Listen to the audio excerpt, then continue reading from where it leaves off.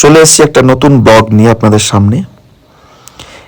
ডুয়ার্সের জঙ্গলে রিসেন্টলি আমি শিলিগুড়ি গেছিলাম, তো ওখানে সেদিন সন্ধে হয়ে যায় আর সিকিম ফিরতে পারিনি, সেই জন্য ওখান থেকে ডুয়ার্সে চলে গেছিলাম। আমার খুব ভালো লাগার একটা জায়গা ডুয়ার্স। জঙ্গলের মধ্যে দিয়ে রাস্তাটা পুরো লাটাগুড়িতে পৌঁছাচ্ছে, চালসা থেকে যেতে হয়।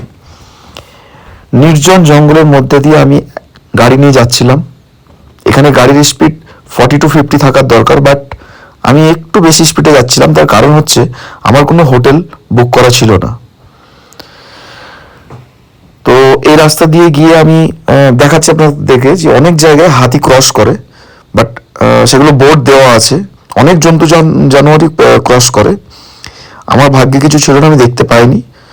আর যেহেতু দেখিনি, ঠিকই আছে, দেখলে আবার একটু ভয়েরও ব্যাপার